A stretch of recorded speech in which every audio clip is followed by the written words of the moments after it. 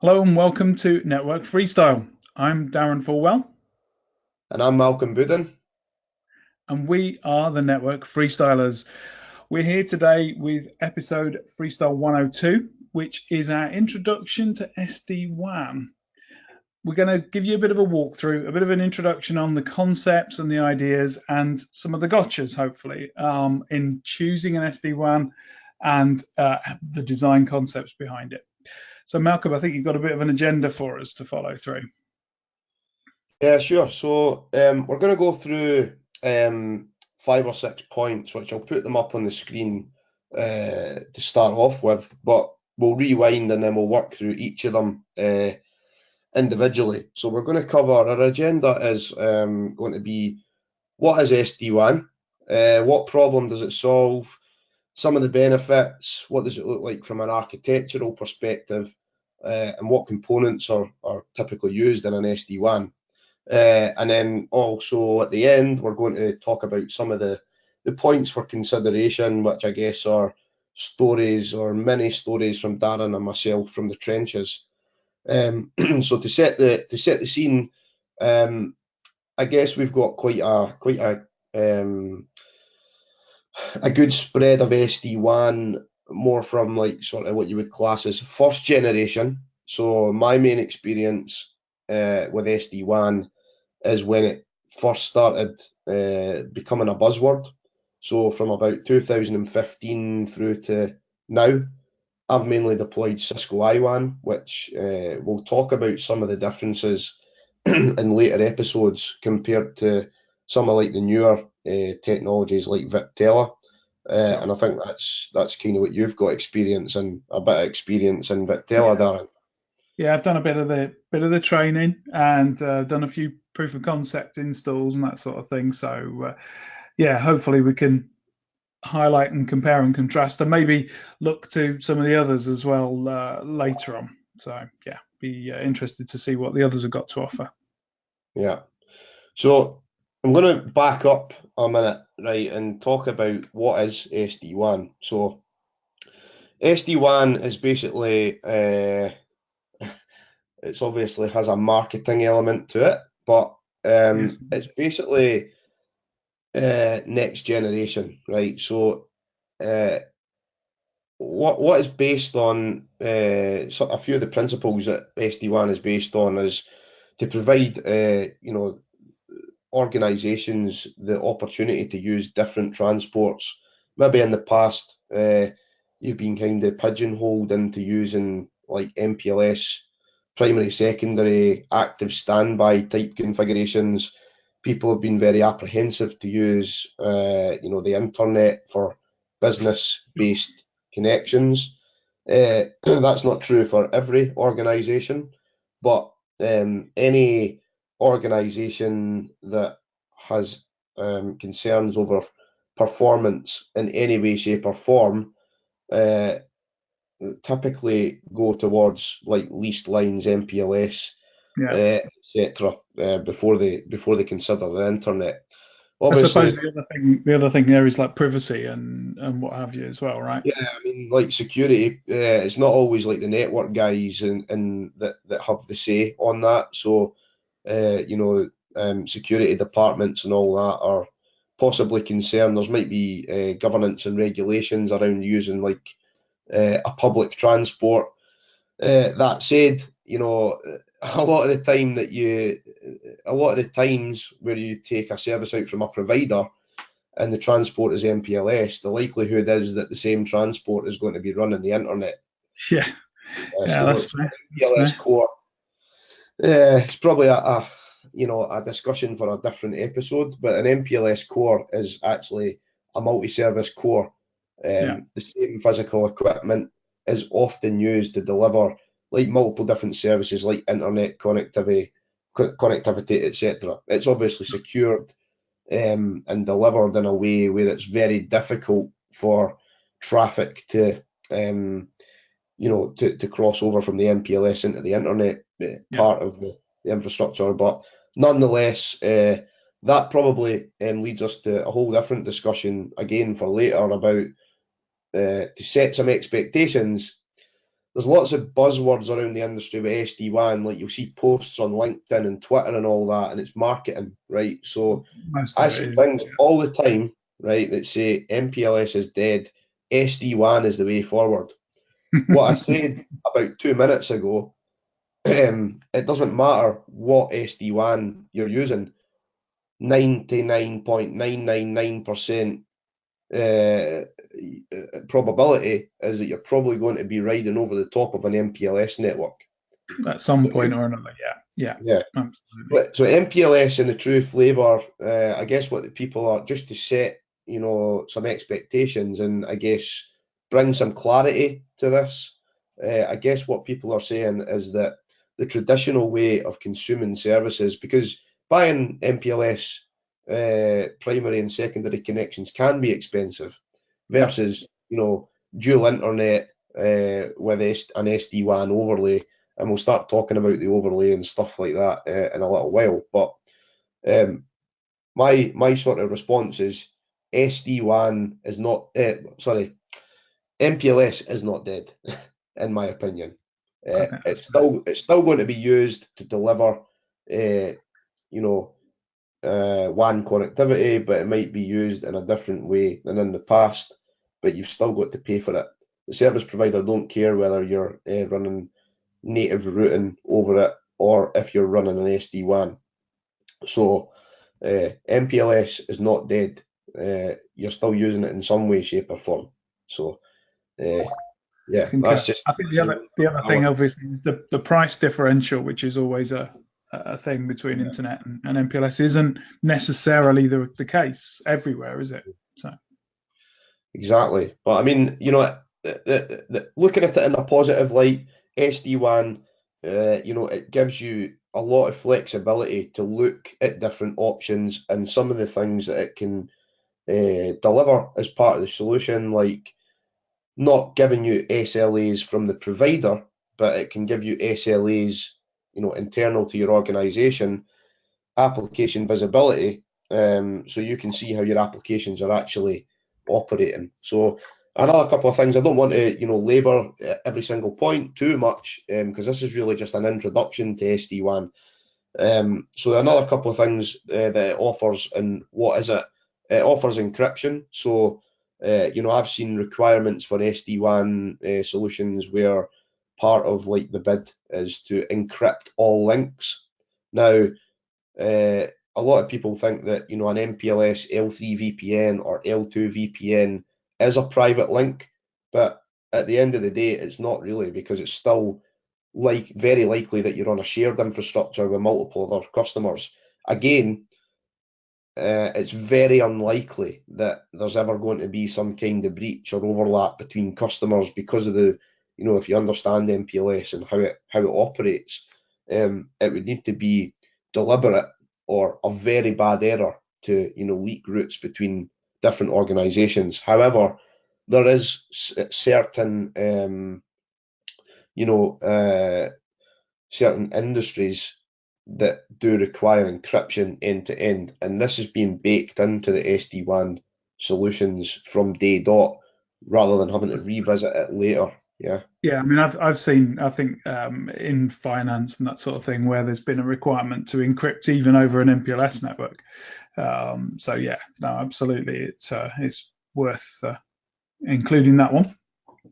and I mean another thing, just to put a slightly different slant on the encryption side of things, is encryption is actually not permitted in certain countries. So if you're actually, you might work for some sort of organization that needs to encrypt traffic end to end, or that's what they say in their policy. But there's certain countries in the world that don't permit encryption. So what you might find yourself needing to do is utilize something like an MPLS L3 VPN to backhaul traffic to a data center in the region of the globe, that does permit for encryption, and then encrypt from there to the rest of the globe. So it's quite there's not just technical considerations, but so SD-WAN, Geopolitical. Yeah, exactly. Governance, regulations, all that kind of thing. That really need to be thought about when designing an SD-WAN. It's not just a case of SD-WAN provides encryption for all links and it's really easy to switch on. You might have to, I guess the point is that you might need to switch it off in some Yeah. places, Yeah. or you might need to not deploy it in some places, might be easier, and then just route the traffic natively to wherever Yeah. you need to get it to, and then encrypt it from there. So The that's flexibility of being able to do one or the other or both or either or neither is important. exactly. So, and then the other third thing, so that's the flexibility and the type of transport that you can use, encryption end to end, and policy control, and at the application layer. And what we mean by that basically is to monitor the performance and how your applications are actually performing on the network. So this functionality is being, baked into the SD-WAN vendor solutions, so that you can actually see when your traffic goes across the WAN, the layer 7 applications, and the payload, which is actually being transported across the WAN. From there, you can not only monitor it, but you can make decisions on how you want the traffic to route across your network. Sure. And that basically comes down to, do you want to send it out link 1, link 2, or link 3, 4, 5? In So, fact, it doesn't even need to be just that, does it? Because if you've got like for example, centralized breakouts or something like that, you can in certain flavors determine, oh, right, this Office 365 traffic wants to use centralized breakout number one rather than centralized breakout number two. That kind of on ramp type capability. So yeah, the application definition is really really key, yeah, and the policies around that.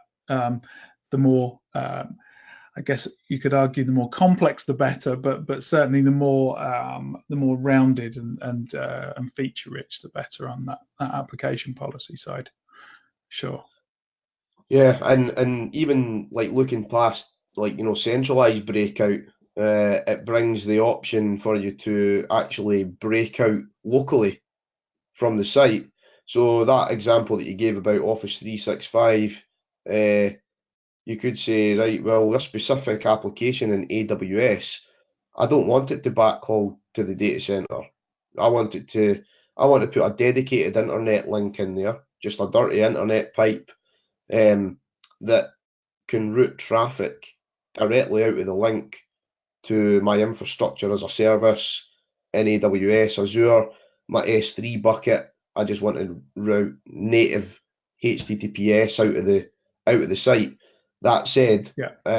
that's an fairly easy technical thing to do, but there's implications on the entire infrastructure if you're going to do something like that. So when you're doing something like that, you're moving the perimeter to your site, Yeah. your internet perimeter to your site.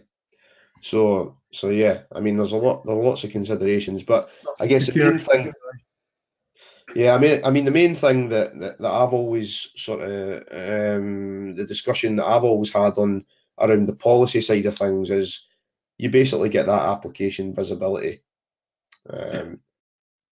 which in previous WANs and networks and all that kind of thing, you would need to put some kind of dedicated tool in to get that level of visibility, or Yeah. your WAN provider might or might not provide that level of visibility. More often than not, they won't. No. So, and it's left up to you to work that out. Yeah, and I So, guess there's information there about how well those apps are performing and everything as well, right? It's not just yeah. about being able to divert stuff in particular directions. It's the performance data as well, right? Mhm. And I mean, yeah, I mean, just on that as well, it's real time. I think that's a big thing, a big part of it. The fact that it's real time that these decisions can be made.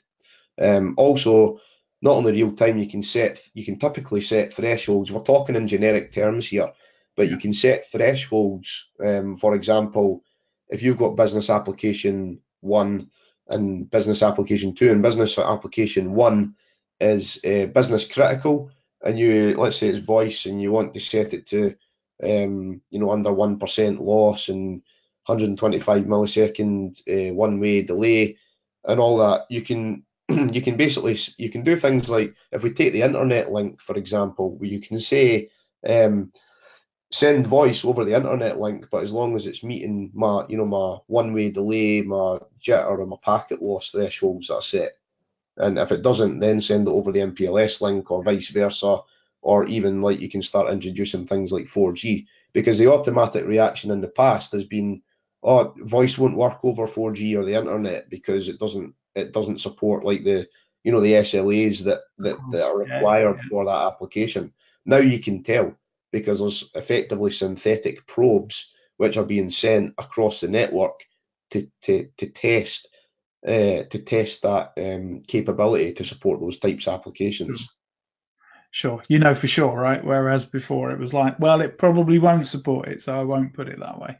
Yeah. Or you do a quick trace route, and then quick trace route or an extended ping, repeated ping times at 10,000 one day, but that's obviously only a snapshot in time.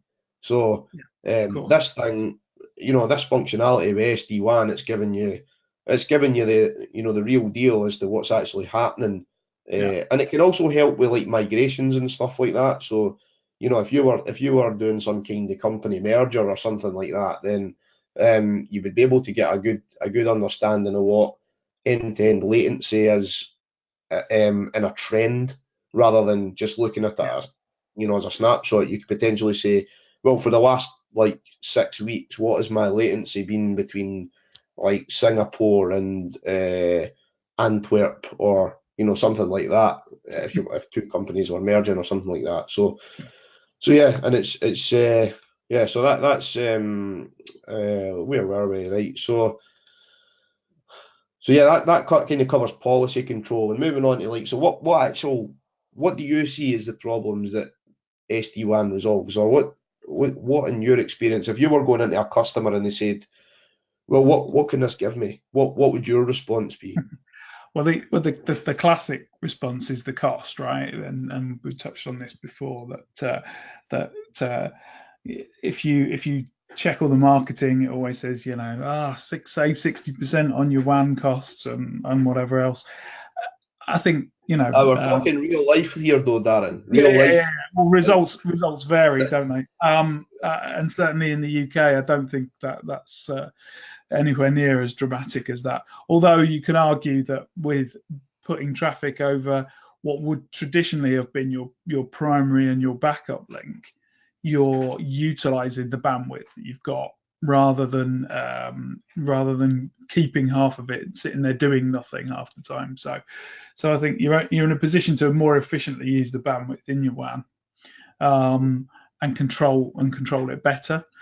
I think that the thing I like about it, and we've not really touched on this yet, is that by creating this single network across multiple transports, you're in a position to provide segmentation on demand, almost across that network.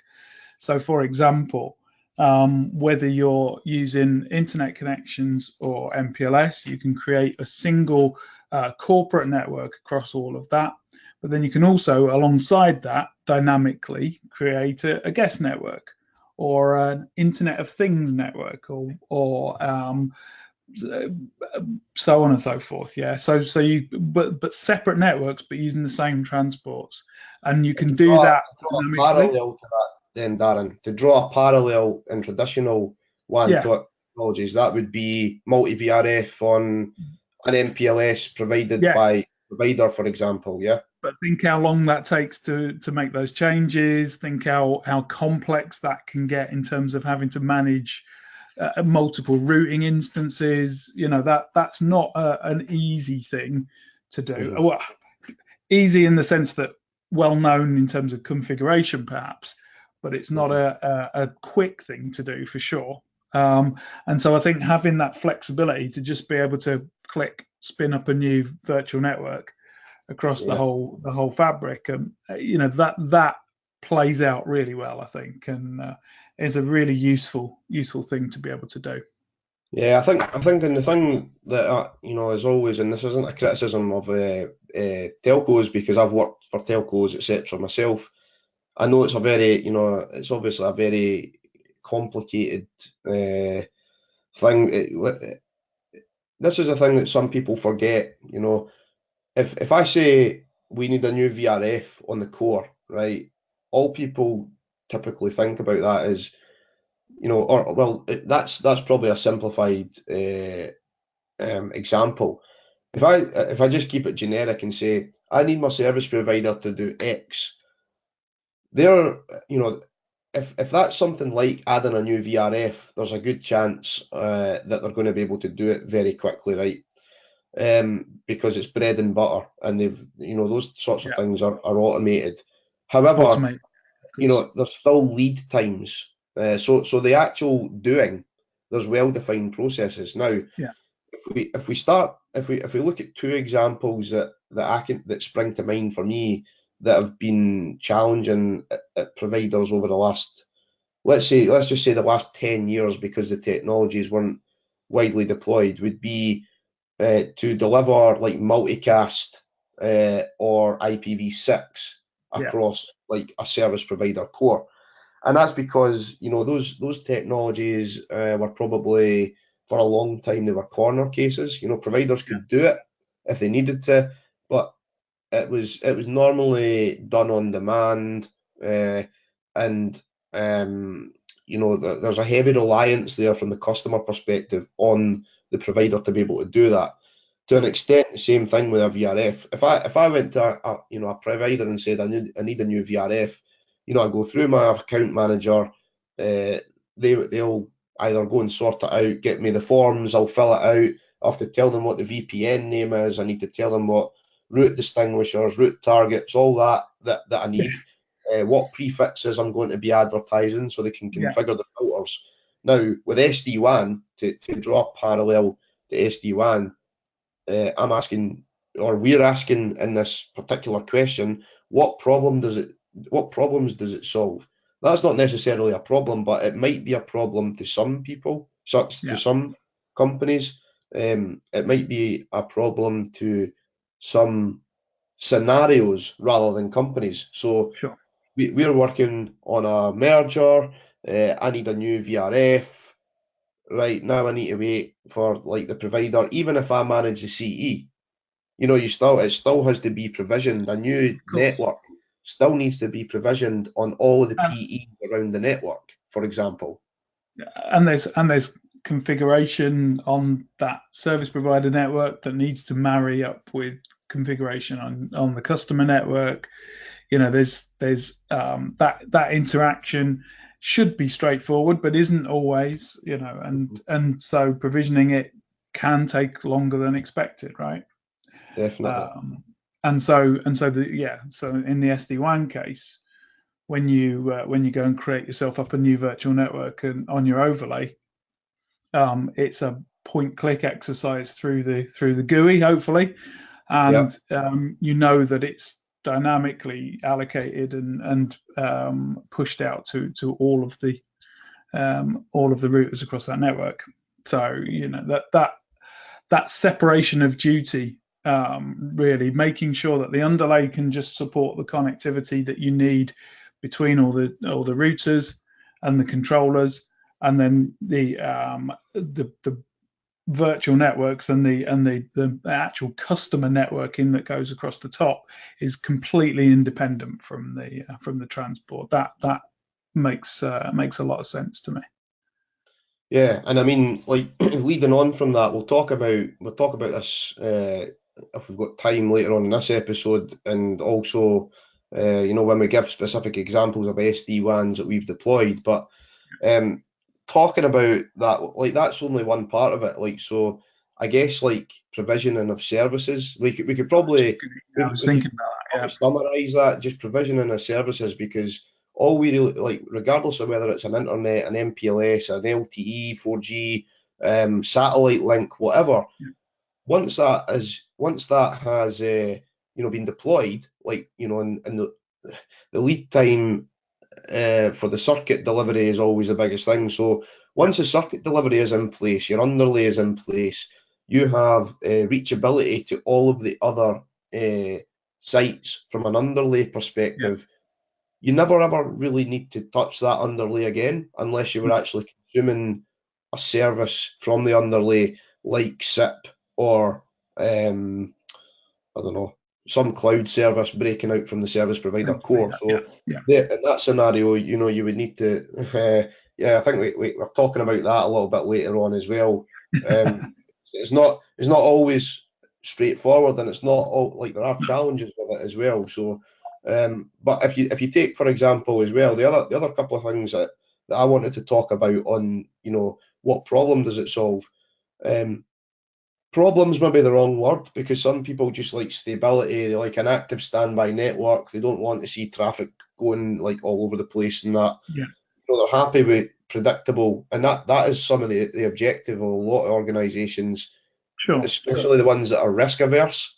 If they don't want to see like traffic, they just want to know if it's working, it goes that way, and if it's not working properly, it goes that way, and if it's not working at all, it doesn't go anyway. So, but some of the things, if you get some organisations that want to start getting a bit adventurous, and they say, well, or it might not be from adventurous, it might be that link is running hot and it's 100 meg over 100 meg bearer circuit, so the CIR is full. We need to upgrade to a gig, or from a gig to 10 gig. But what we could do in the meantime is, the reason that it's went up is because we've started using Google Drive, and the customers are all, the end users are moving all their traffic up to Google Drive, and it's killing WAN link, primary WAN link. So what we could do is like potentially send that over link too. Well, how do we do that in a BGP world, or a traditional world? We have to create route maps, route policies. We have to match on probably IP address and TCP port. And even then, it might not catch all the traffic because it might be a dynamic port range. So with an SD-WAN, with the application visibility, if you can identify or create a custom app at layer 7 that accommodates for that traffic flow, you can, match it effectively when it comes into the SD-WAN router or device, and then that's where the policy side of things comes in. So you say, my policy for application A that's going to the cloud goes over link 2, and that is a lot easier than writing BGP route maps and then having to troubleshoot it and all the rest of it. And not even always BGP route maps. It could be policy-based routing. And if you've ever dealt with that, and then you might have to get into that. In order, I've actually worked on a network about 10 years ago, right, for a construction company where it was an MPLS WAN, right? It ran a leased line as a primary, an ADSL circuit as a secondary. A lot of the sites, not all of the sites, some of them were dual leased line, and it was a construction company. They had large AutoCAD drawings being emailed everywhere. And what they wanted to do was, they wanted to basically, it was killing, when people were doing this, they were sending like 2, 3, 4 CAD drawings and this is going back to about 2007 or so. So the links were good. It was like 2 meg leased line links and getting battered. ADSL. So so what we basically done in that scenario was, we used the primary link. We basically preferred with local preference. We basically used a combination of local preference and PBR for the solution. So the local preference would be higher to send or it would be lower for the email traffic. So it would, or it would be set for the email traffic. And even though it was like an ADSL circuit that was on the native MPLS, we actually created a static IPsec VPN tunnel to the HQ and used PBR to match on 4 email servers that were in the HQ and said, if you're going to IP address 1, 2, 3, or 4, set the next hop the other end of the To IPsec the tunnel, tunnel. and then Right. same backwards from the core switch. So it would be like, but it would be like set next hop from the Nortel core switch to the next hop of Cisco router 2, because there was two links. Yeah. Two links. I can probably draw this out. Actually, it's probably a opportune time to draw Okay. something out. But in fact, no, we'll leave it just now. We'll try and tie it Okay. into the presentation. We'll concentrate on SD-WAN. But Yeah. my point here, right, is that we have historically had to basically make up solutions on the fly in order Yeah. to get things to route over the It's WAN way that we want. it's complexity, right? So it's one of those things where you've got a necessity to introduce a level of complexity that you've got to then manage afterwards. So if there's any changes to it or any whatever, that configuration that's complex and in multiple places needs to be managed and maintained. And I Mhm. suppose the point here with SD-WAN is that complexity is looked after. It's kind of abstracted because it's still probably doing all kinds of crazy stuff under the hood. Yeah, But in essence, from that sort of operational perspective, you're defining it in a really simple set of rules, i.e., take this application, send it that way, mhm. and it's you don't have to know and understand how it's doing it Yeah. under the hood, right? So yeah, I mean, But it yeah, makes I mean, a like sense. I think, like, as I say, that's kind of like my main observation is that the simplicity of being able to route traffic over certain paths at an application level Yeah, was just something that was never ever possible. So that's like a huge selling point. And just to round off like the problems that it solves, I think it solves a little bit of like network management overhead. Like, you've got the visibility of what's being routed where, and also an easy way to because like encryption is built into the solution. If there was like some sort of compliance yeah, requirement to say encrypt all links, we mentioned that briefly earlier on, then it's inherent within the solution. Um, so those are kind of like some of the things that it solves. What are the benefits? I don't want to just keep harping on the same things, but a few of my notes are they are it's a repeat. The the sweet spot for any WAN rollout, so a legacy WAN rollout or an SD-WAN rollout, is to basically categorize your sites into like yeah, site type 1, 2, 3, and then give or take, the speed of the link. The rollout process is going to be repeatable. So yeah, you go through the higher level design, the low level design. You'll roll out the first couple of sites where the lead engineer will handhold like the field engineer or whatever to or help the field engineers if there's any issues that come up, unexpected things, and then they can like roll it out after that in a repeatable way. But when you're doing all the configuration manually, and it's all CLI, you're still open to all these like human error yeah. elements. And that's not a criticism of anyone, because No, I've made loads of mistakes when I've been deploying stuff.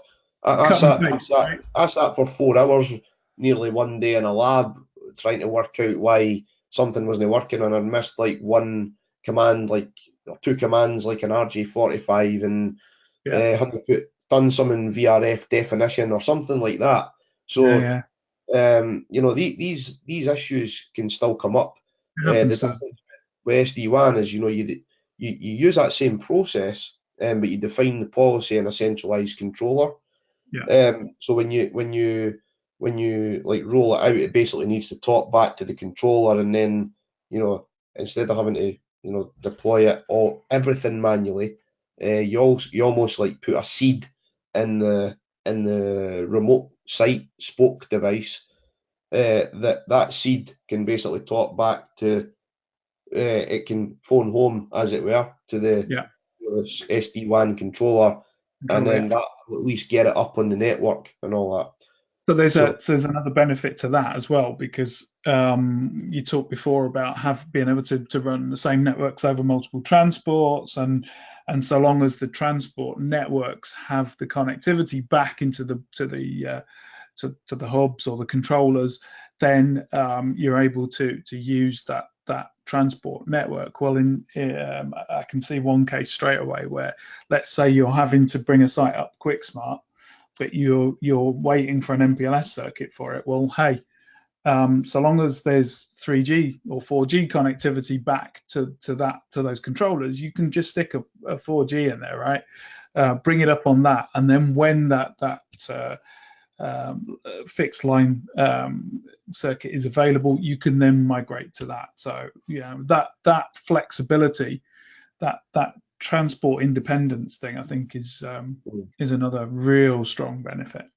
and that's actually a great example, and it ties back again. Like if these solutions were out like 10 years ago, there's very niche markets that could have made a lot of money out of. Like, so the construction industry is one, and I've talked to some people and like peers in study groups and stuff about this, and they were just like, I never ever even thought about that in the construction industry. But to give you an example, uh, this must be going back to about 2005, and we used to have the construction company that I worked at. Sites had only had IT on them, so building sites had only had IT on them for a few years, but they were starting to become dependent. So if you just take a construction company, for example, that sells houses, there's typically like a site office and a sales office, a cabin. So if you go in and like buy a new property, what'll happen at the site initially, or certainly back then, what used to happen is the construction office would go in first, because the site manager and all that would get in there. The subcontractors would start coming on site. They would start the builds, and when the builds started getting to a stage where they could actually start making sales, a porter cabin would come onto the site, which was a sales cabin. Now, Okay. ADSL lines would get delivered into them effectively, but ADSL lines could like have like an 8 week lead time, for example, or a 10 week or a 12 week lead time. That's maybe a bit much. Even if it was 20 days, I think it was about 20 days that it used to take. But it was always, we need it yesterday. We need it Yeah, of yesterday. course. So what would happen is they would have no IT for the duration of that time, because they just had to wait. So when customers used to come in, it would be, well, we just need to record their details and either need to Writing put it it down, in the right? CRM when I go back to head office Yeah. on Friday, or I just work off this bit of paper until I get my IT. So the IT is then You'd be delivered. faxing it back to the office, wouldn't you? Yeah, pretty much, pretty much. That's so they would basically work with no IT, and then when the IT got delivered into the site or the sales cabin, during that time, the show home or the show house was being built, right? Which would be a big, fancy 5 bedroomed house with a double garage. But the double garage would be the new sales cabin. That would be converted into the new sales cabin. So then what would happen is, but then until it's an actual address and it's it's recognised by the Yeah. telcos, you can't you can't order a That's line into the something that circuits to doesn't it, yeah. exist. So that would get built, and then when that time came, it's these were like basically straight ADSL internet based circuits where people used like a client based VPN, Yeah. which Yeah. was a clunk. I'll not go into it, but it was a clunky process, etc.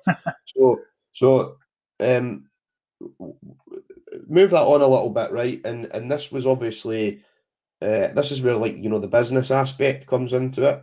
So what there was more demand from the business saying, look, you have to get us some connectivity in here, and we had things like GPRS modems and all that in that interim period. But if you fast forward that scenario today now, you've still got the same challenges with delivering physical infrastructure to deliver services. I've seen fibre circuits take a year to be delivered, That not happened. necessarily at construction sites, but I've seen because if there's excess construction charges, or they have to dig up the road in order to deliver the Relief last and yeah, mile yeah, and all that. So how do you connect your stuff? Well, you could go to a shop and you could buy like a 3G modem or a 4G modem, connect your computer in, and this is, I'm not advocating this is what you should do, because you normally go to your IT department and yeah, they'll tell you which 4G modem to buy, or they'll supply it for you. But I guess it's the concept that I'm saying is you could have something arrive on a day, on the day, and you could connect, or the SD-WAN device might have that functionality in it. It might have a yeah. 4G modem or whatever, so it Streaming. arrives Yeah, yeah, with a pre-configured. It's going over a 4G link, but you're on the network as if you were sitting in HQ. So it's that rapid deployment. If you think about that construction scenario, to put it into context, we had yeah. about 350 sites, with two, like a site and a sales office at every site, and then they were churning like maybe, well, I don't even know what the number, but it was multiple tens of sites, because in order to move like that ADSL line from uh, sales cabin to show home, that was cease and then re-provide. We provide, of course, it That, was. and then you wait 20 days or 15 days or whatever it was to get it re-provided, times, let's say, 50 sites per month, 50 connections per month. That not only, eats into, like, you're having to like wait the time, but you actually need a body, or at least one body, to manage all those cease and re-provides as a Yeah, of provisioning person. So all course. these things that people don't think about, are, are, are are contributing to additional cost for the business. So that's Yeah, why, it makes sense to spend money and time developing a solution that, you run through the POC process, like an SD-WAN, and you can leverage some of the unsafe technologies, or as they used to maybe have been viewed. once upon a time. Yeah. Yeah. So yeah, rapid No, deployment. that's a great example. I mean, you can see it for retail or whatever as well, right? So I did some work a long time ago with retailers using ADSL. Same principle Yeah. that they'd acquire. So maybe acquire a small retailer, bring them into the big group, and then have to roll out their facilities to those locations. The quickest way to do it, certainly now, would be exactly the same. It would be just send out a load of 4G enabled routers with the SIMs in, go, and they're instantly they're straight Yeah. onto the corporate network. So And no, it's people great. people people might ask the question, well, you could just do that, like, Cisco have been, for example, have been selling 3G and 4G modems for years, and we could just connect them via IPsec, site-to-site VPN. It's not really the same. It's not policy driven. It's still manual tweaking and all the rest of it. I think As that's the long point. Is it's like still the fiddly, SD-WAN, isn't it? Yeah. as long as the connectivity is there, your private connection is there, basically. As long as you've got it set up. Sorry, and and across cut. whichever that's the key for me, is the fact that it's the multiple transports, because you can migrate it as well easily from one transport to another by just applying the transport Yeah. into the location. Job done. Hmm. You could maintain everything exactly as it was on the land side, and on the IP routing and all the addressing scheme and everything can stay exactly as it was, and all you're doing is swapping out or adding additional transports into Yeah. into the into the underlay. So no, Yeah. it's a really good benefit. Yeah. So yeah, I'm gonna kick on just to the next point. So what does it look like? So debut network freestyler podcast, webcast. This will be the first bit of freestyling. So let's do it. Good job. Yeah. So what we've got here, right, is we've basically got a hybrid WAN, which, you know, a hybrid WAN isn't really anything new. Lots of customers have been using like MPLS plus internet, but you know, it's obviously been with traditional technologies. So Like what the VPN or something like that, right? DMVPN, which I suppose like the Cisco IWAN is heavily based on DMVPN. So what you know, the different components. What have we got? The different components. First of all, we've got two different transports, right? So we've got if I mark the internet transport here and the MPLS as an example here. So in this multi-transport in this multi-transport design, we actually only have two transports, but it is possible to have more than two. So this forms the underlay. So these routers at the top, I would class as if we use terms in the network freestyle shows that are exactly the same as like a specific vendor, it's just by coincidence or for ease of terminology. So Yep. you're thinking of traditional VPN platforms, but from an SD-WAN perspective, these two routers that are highlighted in blue and these two routers that are highlighted in red at the top would be probably classed as like hubs. So hubs are one component. We also need spokes, which are ultimately edge sites. I'll just highlight these in green. Well, that's obviously like classed as one site on the left-hand side. We have like some management servers. I don't actually have a management server here, but this would be an additional server that would sit up here somewhere, and it would perform things like zero touch provisioning of the the spokes. It would hold like the configuration files and what I talked about earlier on when I mentioned like the seed metric, not the seed metric. Been studying too much OSPF for something else at the moment, but the seed The seed configuration, I should configuration. say, Yeah. where ultimately when you bring any of these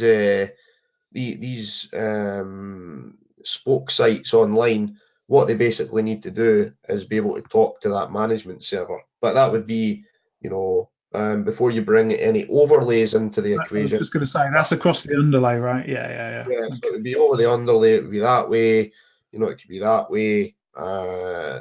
etc. Anyway, we don't want to go into like too much detail, but basically, in order to perform the zero touch provisioning, you would need the spoke sites to be able to talk to the management server. Yeah. Now, taking this a step further, I'll just get rid of some of this. I'll leave that there, actually. It doesn't give any harm. So, now, what I'm going to start getting into is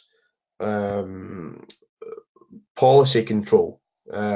We've talked about multiple transport providers. Now we want to get into like just at a very high level talking about the policy control. So if this is like overlay 1, right, and which is and again, Darren and I had a conversation about this where the first thing that he said is that the SD-WAN that I've worked on, that OV1, and if I draw it out first and then we can talk about it. Yeah. Go for it. So, Yeah. so overlay 2, which operates across the internet, and this is really based on like IWAN in my experience. Okay, so effectively, the black lines that are already there are the physical transport, and the colour that I'm drawing in on top of it would be like the overlay. So in IWAN, that would be like the DMVPN tunnels per transport, for example. So let me just quickly draw those in. So you see that every site has a link to every overlay, and that helps with the policy selection. So now if we actually start talking about how does a policy control work, one thing I've not actually mentioned, but I just want to reiterate, right? So I'm not going to go into the detail about, for the purposes of this particular presentation, we can talk about it, or I can talk about it from the IWAN perspective, but when we get to that session. But these two routers, right, they're on the same site. So think of them as operating as like one system. Yeah. Don't think like that one on the left talks to the blue overlay and that one on the right talks to the red overlay. Think of them as operating together in order to deliver the policy control.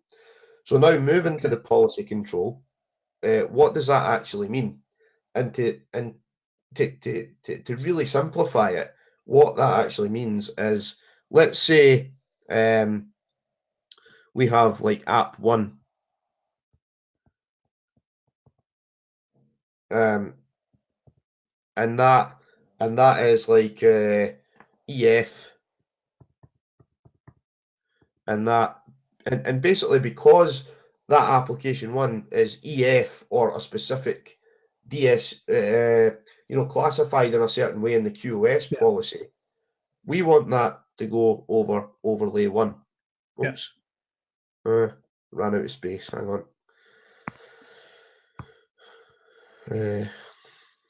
Let's say overlay one. Yeah. Now, you can then make the decision to say, if overlay one fails, I want to send that traffic over overlay two. So this is the blue traffic, right? But now that is a decision that you basically make based on what your business wants to do, because it might be that if that overlay two, I've just put an internet like underlay there, but it could be, if we go back in the day and that internet underlay was actually a GPRS modem, then and we actually had scenarios like that where that was actually back in the day where you had sites that had ADSL primary and ISDN backup. Yeah. And ISDN backup is unusable for a site. So it might be in this day and age. So an example could be your primary. Let's say this was like in a, what would the requirements be? So let's say this was like the site was in a rural location and it needed like a good primary link, but it wasn't too fussed about if the primary link went over, they would rather applications worked than worked badly. So let's say the primary link was an MPLS, a 2 meg ADSL, 2 meg down, and you still get these in Scotland. So I know, like, It's not just in Scotland. yeah, I mean, some of the people elsewhere in the world might be going, "What, ADSL? That was dead 10 years ago." But unfortunately, there's still a lot of it out there, and there's a lot of hills and rural areas in the middle of nowhere in Scotland that have like no connectivity. The best connectivity you'll get is a 2 meg ADSL, and that's 2 meg down, 512k up, right? If you're lucky, yeah. And that's your primary link, right? So what then what the other options, then you might say, well, okay, if the primary link fails, and my phones get cut off, I've got a good like mobile phone provider here.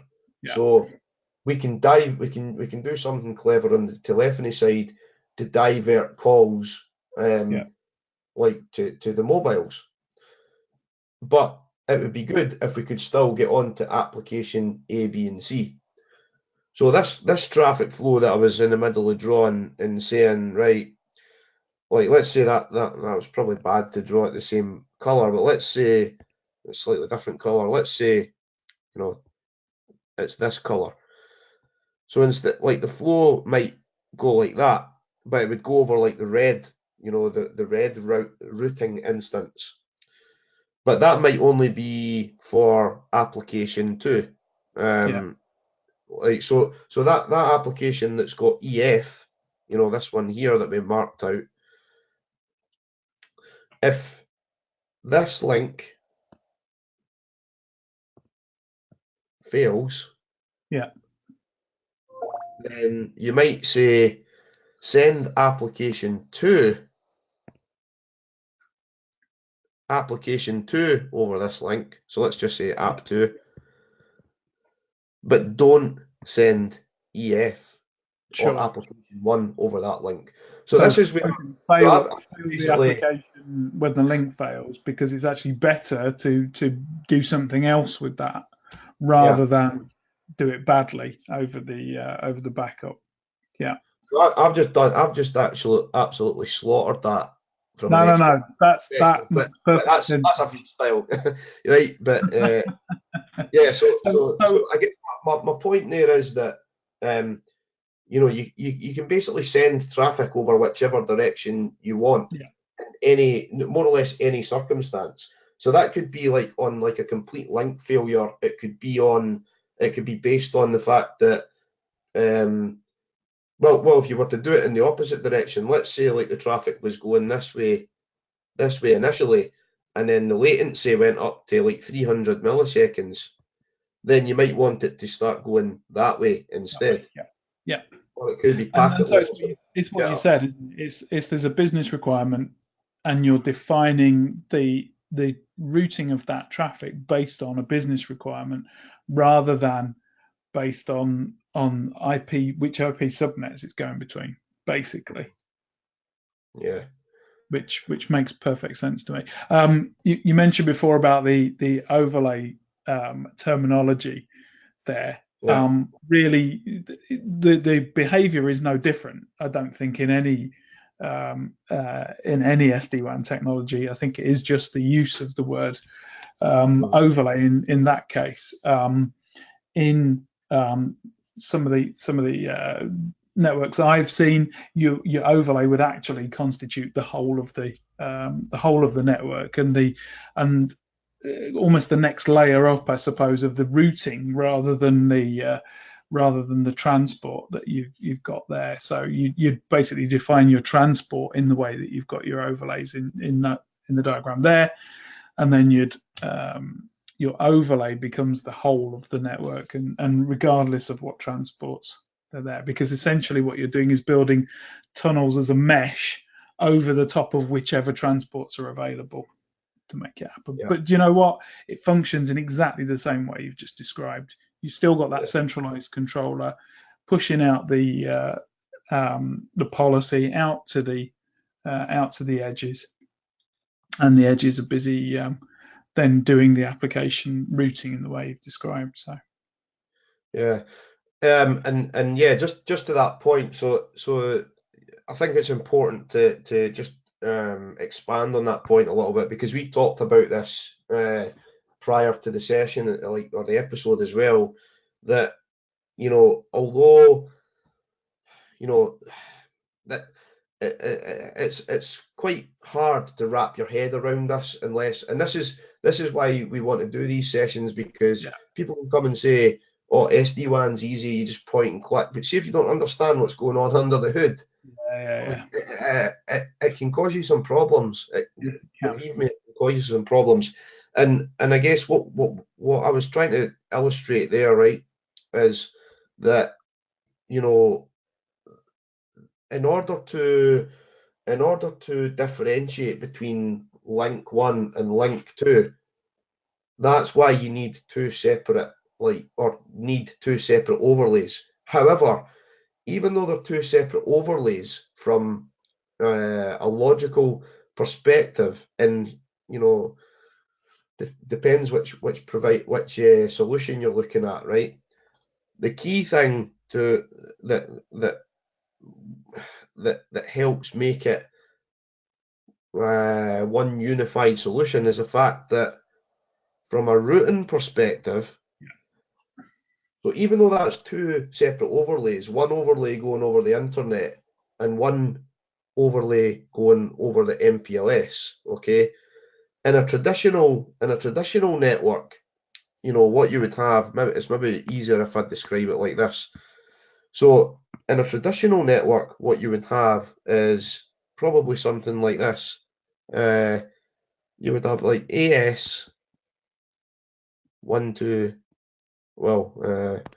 let's say AS 456, because that would be the second provider, right? And then in the blue overlay, or let's just say that was an MPLS network, you would have AS 1, 2, 3. Okay. So that's AS 1, 2, 3. That's AS 456. And let's say like the customer is I don't know, AS 6500. Yeah. 1000, I should say. So this is where we start talking about, like, if you have to manage that, and then if we go back to like the policy discussion, right? And if you say, right, well, I want the EF traffic that we talked about before to go over 1, 2, 3, and then I want, like, I don't know, my ERP system that's hosted in the cloud to go over 4, 5, 6. How do you do that across two BGP networks, right? No.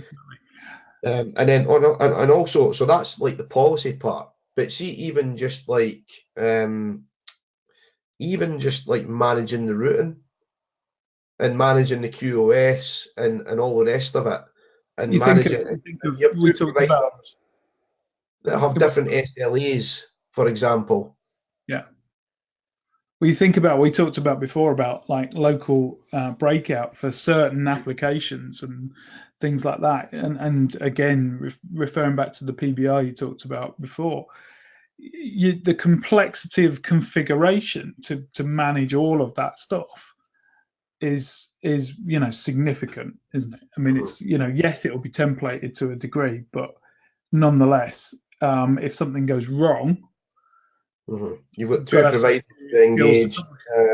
You've got two networks to troubleshoot, and then you've got all the redistribution that comes from two separate providers. How do you troubleshoot a loop? And this is only a network with two sites in it and two data centers. If you blow this up into even a national network with 50 sites, all with like a link to AS 1, 2, 3 and a link to AS 4, 5, 6. Or if you then take it to the next level, past the national, and you start looking global, where you're in multiple continents, do you, like when you get to that scale of network, you're more looking at it's actually easier just to have one provider. Yeah. But if you want the diversity, and some customers might do that, I've never actually come across one. Maybe they've had like an MPLS provider and an internet provider, but like if you were talking like two MPLS networks where you use BGP, but even when you look at it from the perspective where you had like MPLS plus an internet, the likelihood is you're then starting to get into mix on the WAN.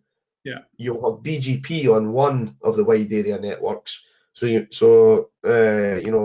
blue might be BGP and red is static. Yeah. And Again, then if that's static, then you start saying, well, what do I then do between these two routers? Yeah. Do I do IBGP? Do I do static? Do I do OSPF on the LAN? And I mean, and so, you talked about the international use case and stuff as well. The chances are you'll end up with another MPLS and another MPLS and another one, and so you're taking the problem you've got there and multiplying it out, aren't you? Really, the scale of it becomes horrendous. Whereas if you place an overlay across the top of it, and all you're worried about is basically connectivity of one router being able to see another router, basically over every transport. You build that, and your routing becomes routing across that rather than routing across those individual transports, right? yeah. So I mean that's basically how it looks. So that like so in the SD-WAN space, well certainly based on my experience deploying SD-WAN, that's how it looks from a routing perspective. Yeah, So you basically have one IBGP process running within the core. So this almost like appends like the overlays. If you've got multiple overlays for the policy control, so you can send traffic up link 1 or link 2, but it's actually overlay 1 or overlay 2.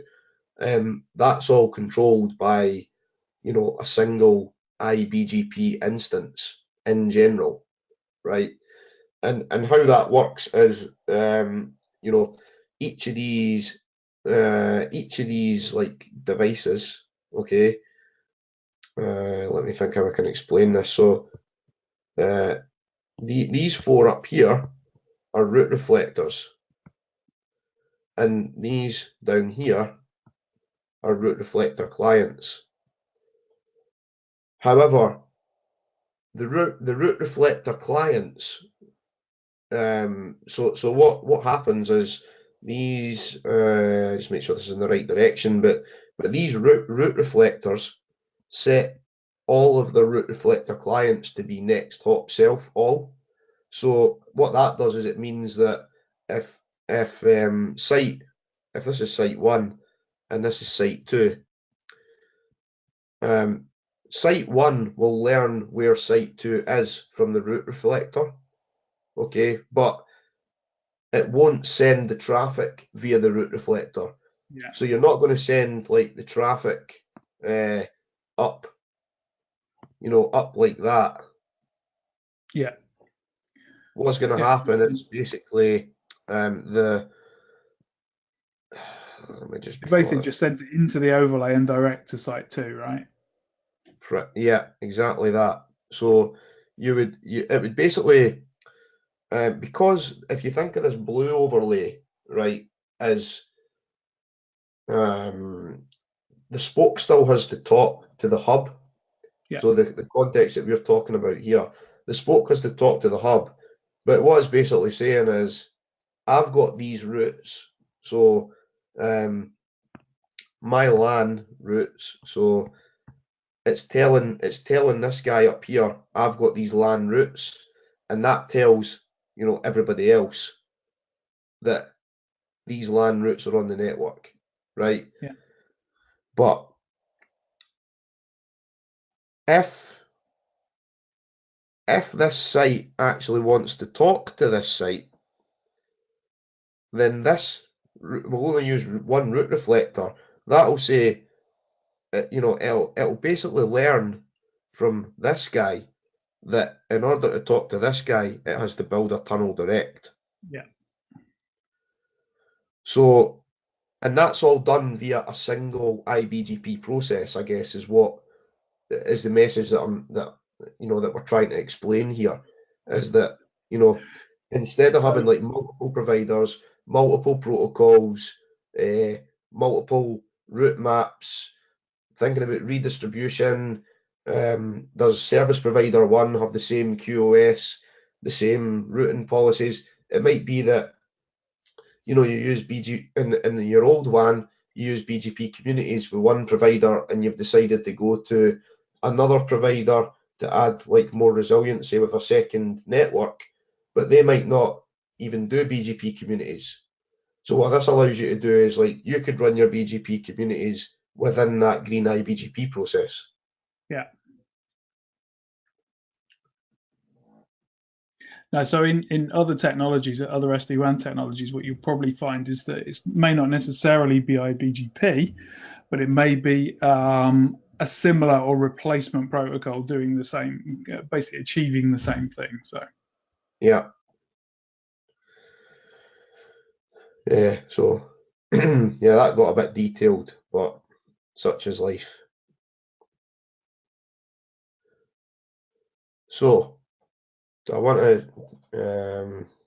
to say anything else? So I think if I was to summarize that, what are the key parts of an SD-WAN solution? You would say hubs, spokes, um, multiple transports,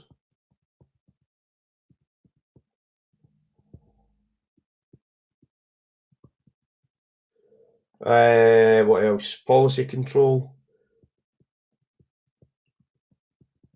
So that would be like, these policy control servers at the top, but we'll delve into what those actually look like in a bit more detail, and like we're going to do an IWAN session and a VIP Taylor session, so we can talk about the specific terminology, and probably worth just a call out. I think it's typically part of the management server, but zero touch provisioning. yeah. Yeah, like you say, it's part of that management function, isn't it? Whatever that is. Yeah, yeah, that's typically like a management server. So, okay, let's just go back to the Yeah. presentation. Flip that around.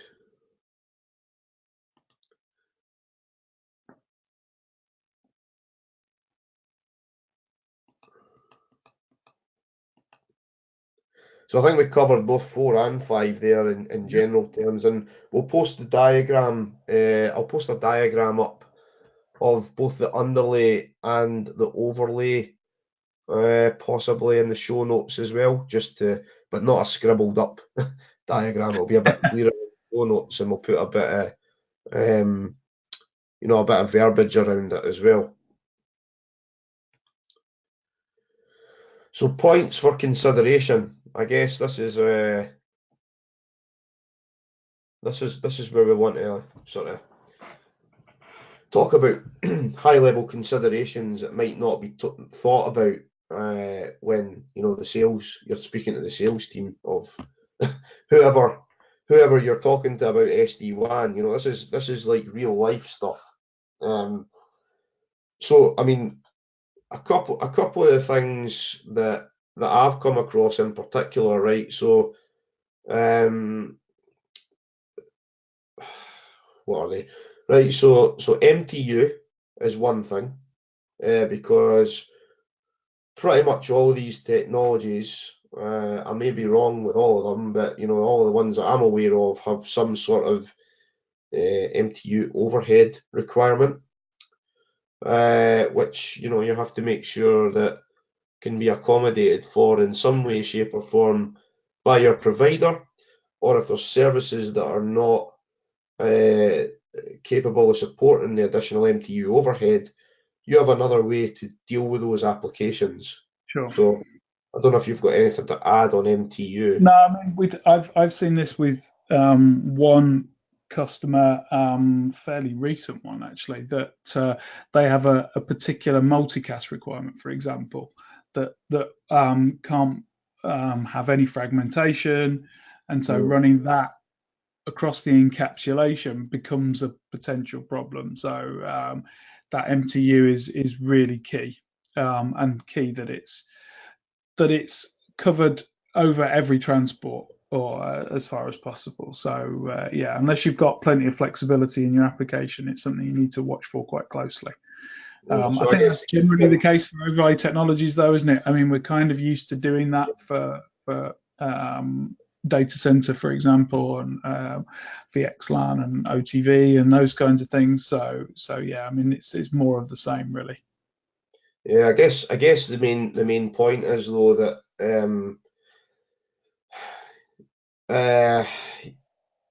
don't just assume that you can put everything over an SD-WAN without doing, like otherwise you're probably going to, well, there's a good chance that you might come out with some things that you need to like redesign or re-engineer. So I guess that's just pointing back to like good practice network design, and before you even start looking at the network design, you have to actually identify the applications that are, and it's not always possible to identify all of the applications, but if there's stuff like SIP or some kind of tunnel to somewhere else to consume some other service, or you run on like a native underlay type network, and you're putting in an overlay, but there's like one or two services that will still be consumed from the underlay, for example, or like if you consume them from the data center, it's I mean it's we've already probably done it to death, but yeah, I can't reiterate that point enough that when I see a lot of network designs that they've not taken applications into consideration, so probably just me uh, hammering that point home more than anything. But yeah, MTUs Multicast, definitely a the consideration. multicast example I gave before is another example of exactly that, actually, Mhm, where you might choose to put certain things across the underlay potentially because of the business requirement. mhm. And then you need to understand, right, well, what benefit do I get from doing the rest of it over the SD-WAN? So yeah, you've got to take that application into account, right? That's the key point, I suppose. Yeah. What else? Points for consideration. Well, quality of service was something as well we talked about briefly, wasn't it? That Yeah. the, I mean, the ability to sorry on you. map. No, I was just saying the ability to map really quality of service into the underlay from the overlay and those sorts of issues potentially. Mm. Yeah, I mean, like I think that a specific example that I've dealt with was a customer who had like multi VRF L3 VPN, and the QoS policy was slightly different on each of those L3 VPNs or VRFs. So let's say traffic class 1 on VRF1 percentage was 10%, and traffic class 1 on VRF2 was 20%. So that then maps into your SD-WAN policy, for example. And then also not only the per traffic class, you also have to have a think about and again we can go into this more into the specific details, but for example with IWAN you have to account for the overall physical. Let's say you've got a 100 meg bearer with a 10 meg committed interface rate, but that was split up across like three VRFs, a 6 meg, a 2 meg, and a 2 meg, which is ultimately a 6 meg tunnel, a 2 meg tunnel, and a 2 meg tunnel. But you still have to make sure you could, because a tunnel is an overlay, Yeah. um, you can make that 10 meg, 10 meg, 10 meg if you want. But so you have to make sure that the physical interface that sits underneath all of this Yeah.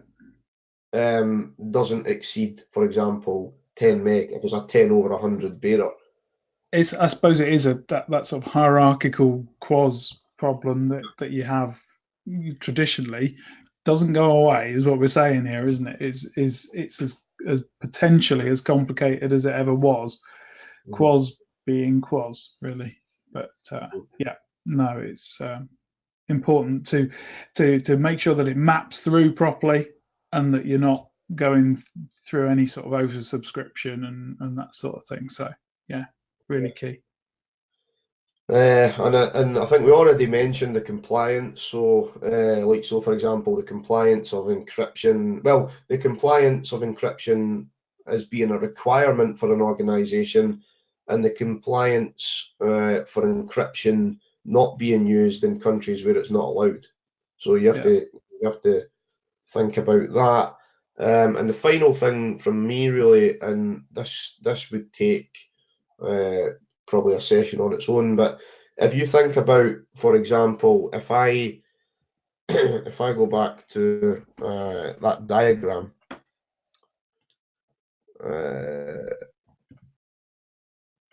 if I can get back to it, right? So if I can go back to that diagram, let's just like make a really simple, So this is like one big overlay, like we talked about, and this is your, your IBGP domain. Everything that's connected here is IBGP, and then everything that's connected here is OSPF in one way, shape, or form. One of the things to note here is here, here, and here, or somewhere downstream from there, you need to redistribute probably mutual, well, maybe not mutual, but at least one way. So you need to really think about, like, when it's probably going to be redistributing from, the WAN into, so IBGP into OSPF rather than the other way around. Or, well, when I say BGP, as you mentioned, there might be other protocols that are used with different vendors or whatever. But whatever the equivalent is to BGP, you have to basically propagate that routing information into the LAN, specifically in the data center, and make sure that you have appropriate tagging, etc., or whatever the solution is that you want to use, so that, when this comes from IBGP into OSPF, it doesn't get advertised back out again and cause a routing loop. So I guess you've got the same problem potentially, or something similar, when you have when you're doing a migration as well. Of course, I mean, it's a standard WAN migration problem, right? That you're always going to have an old network somewhere that you're migrating into this network potentially, and so you'd end up with that same scenario where you have to manage where routes are coming from and where they're being advertised back out to. In a similar way. So, and that actually, is a scenario again, which I worked on, where, this what we actually had was, let's just say, this was the this guy here was the CE. So the overlay actually went, like that, over the top of that, but this device was also connected to the LAN. So it was an existing L3 VPN, like that, but they were wanting to enable SD-WAN functionality on the devices. So you were using, like, at the spoke sites, you were migrating the same devices from an L3 VPN to an IWAN overlay, but the traffic flow for, let's say this is, I don't know, let's say this is I used the wrong color there, sorry, but let's say this was a migrated site, and this one down here is a non-migrated site. So the traffic flow there, if we use a red traffic flow, how those sites would communicate would just be like on any other WAN migration. So you would come in from the LAN, you would go over the overlay, you would physically traverse through this router, but you would actually encapsulated. Okay. You'd be encapsulated, and then you would go out into the LAN, into the core switch, and then back up to the same router via a different interface and over over the actual, physical underlay network. So which is, like I say, it's a standard WAN sort of migration issue. but yeah, a little bit special there because you're putting your underlay directly over the top of the sorry, your overlay directly over the top of an existing underlay, right? Mhm. And to be honest, that's probably the majority of the migration cases, Mm. because the Yeah, whole thing is you're not with the SD-WAN functionality, you're probably not going to say, "Oh, I need new WAN links," unless or they don't unless you're changing generally come providers. hand. Yeah, Yeah. yeah, But the beauty of it is, I guess, is you could potentially, or not potentially, it's more likely that what you're going to do is, put this guy here in behind your existing yeah, like WAN router. So that makes it might change the traffic flows, but it makes it a little bit easier to to deliver the actual yeah. SD-WAN Of course. solution. There's another occasion actually where that's quite a useful thing to do.